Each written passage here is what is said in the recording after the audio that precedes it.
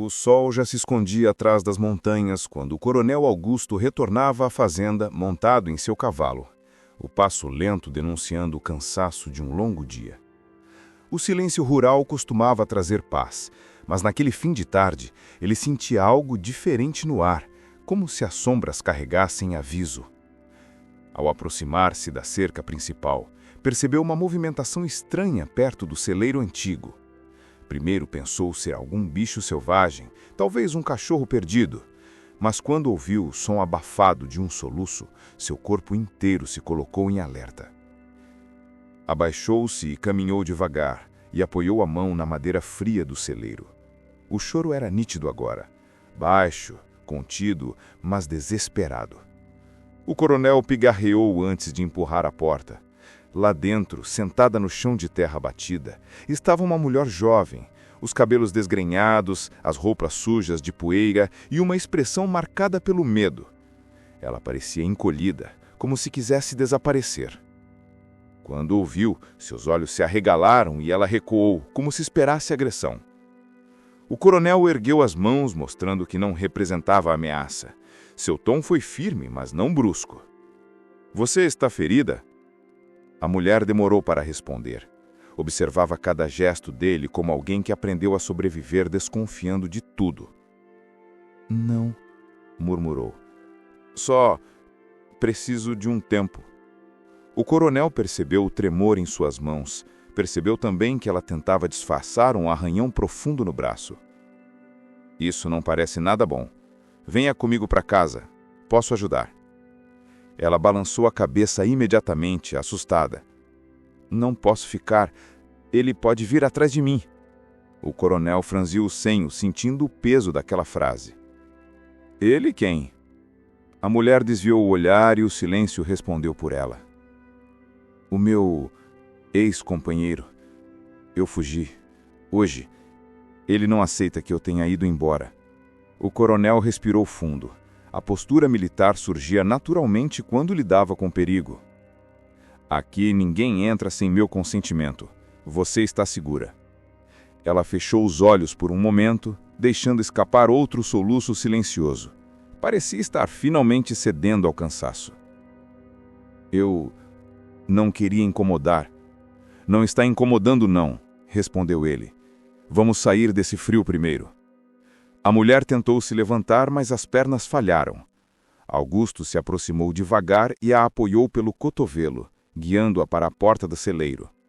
Ela não protestou, apenas aceitava a ajuda como alguém que já não tinha forças para resistir a nada. Enquanto a conduzia até a casa principal, Augusto percebeu mais detalhes.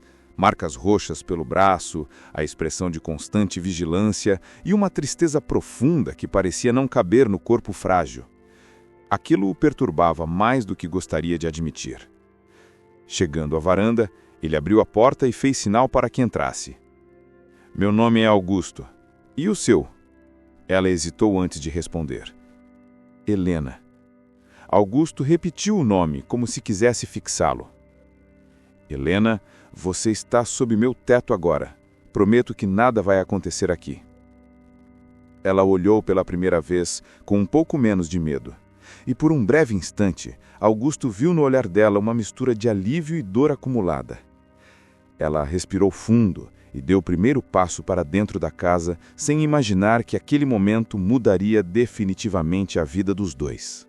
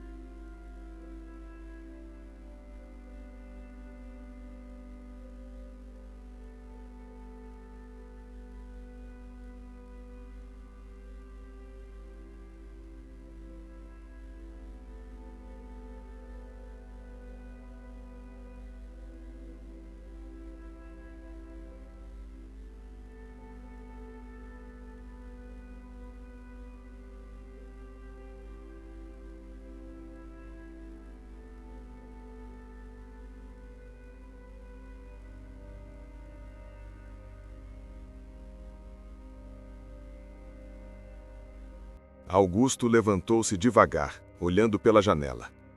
Deve ser um animal no pasto, mas vou conferir. Ele pegou o rifle apoiado no canto, algo natural para quem vive naquele tipo de propriedade. Helena arregalou levemente os olhos, lembrando de como armas sempre a deixavam tensa, mas com ele era diferente. Cuidado, disse ela quase num sussurro. Sempre, ele respondeu antes de sair. No terreiro, Augusto caminhou atentamente, iluminando o chão de terra com a lanterna. O som tinha vindo da mata ao lado. Um galho quebrado, talvez. Ele se aproximou, atento, com o peso da experiência militar guiando cada passo. Não viu ninguém, mas encontrou marcas de pneus frescas na estrada. Alguém passou por aqui, murmurou. Quando voltou para dentro, Helena o olhou com ansiedade. Era ele? Não sei ainda. Pode ter sido qualquer pessoa, mas vou garantir que a casa fique bem trancada.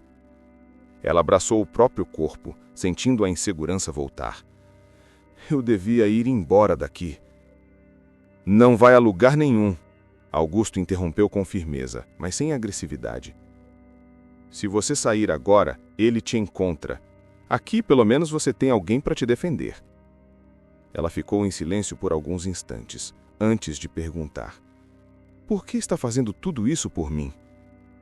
O coronel demorou alguns segundos para responder. Porque ninguém merece viver com medo. E porque... Ele hesitou. Você me lembra alguém que eu não consegui salvar no passado. Helena arregalou os olhos. Alguém importante? Era uma amiga da minha irmã, muito jovem. Sofria com um homem violento. Eu tentei ajudar, mas quando ela finalmente procurou ajuda, já era tarde demais. Helena sentiu o coração apertar. Sinto muito. Eu falhei uma vez, não vou falhar de novo. Ela observou com mais atenção, não o coronel rígido e silencioso, mas o homem marcado por culpas e promessas quebradas. E de uma forma inesperada, a presença dele a fez sentir algo que não experimentava há muito tempo: esperança. A madrugada avançava, silenciosa, mas carregada de tensão.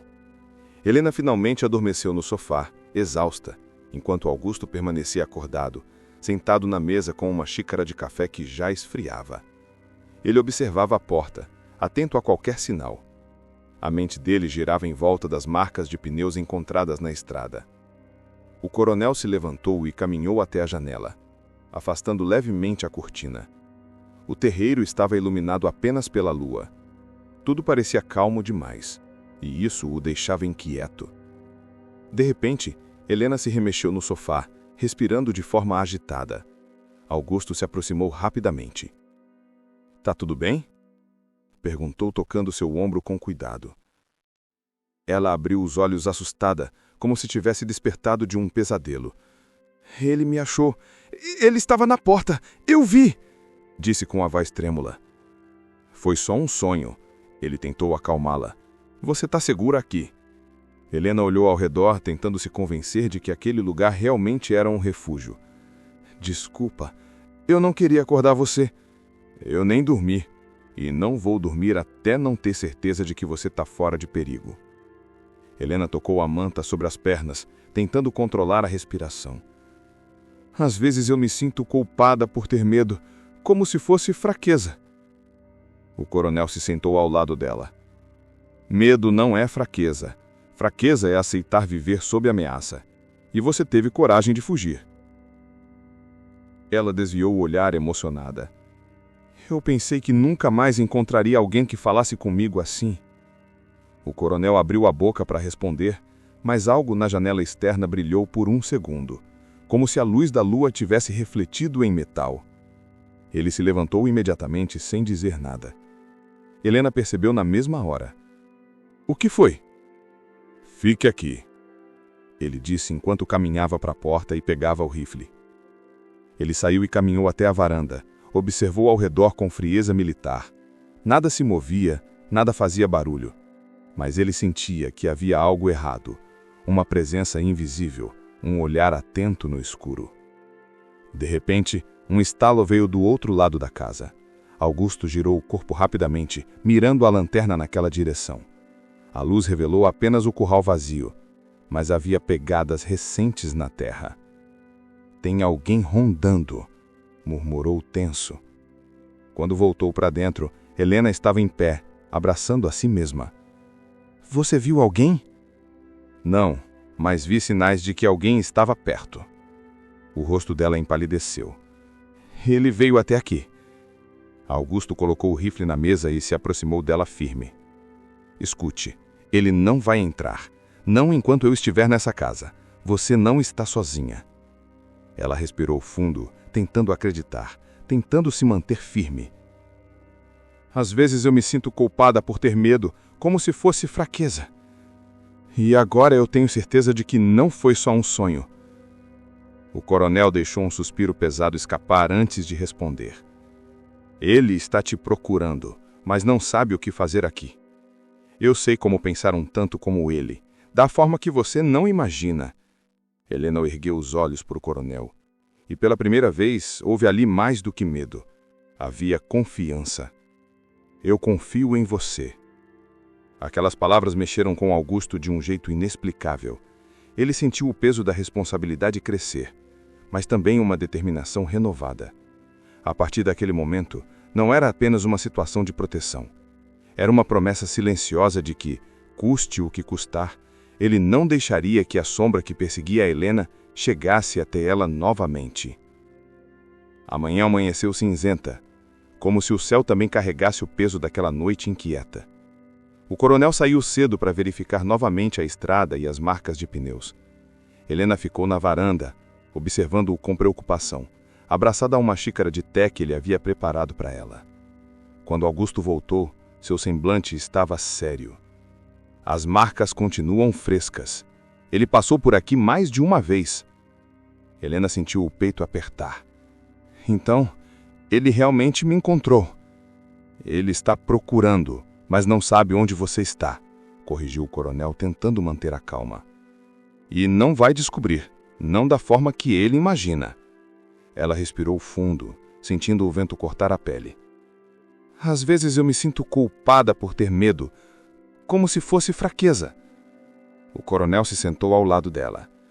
"Medo não é fraqueza. Fraqueza é aceitar viver sob ameaça. E você teve coragem de fugir." Ela desviou o olhar emocionada. "Eu pensei que nunca mais encontraria alguém que falasse comigo assim." O coronel abriu a boca para responder, mas algo na janela externa brilhou por um segundo, como se a luz da lua tivesse refletido em metal. Ele se levantou imediatamente, sem dizer nada. Helena percebeu na mesma hora. "O que foi?" "Fique aqui", ele disse enquanto caminhava para a porta e pegava o rifle. Ele saiu e caminhou até a varanda. Observou ao redor com frieza militar.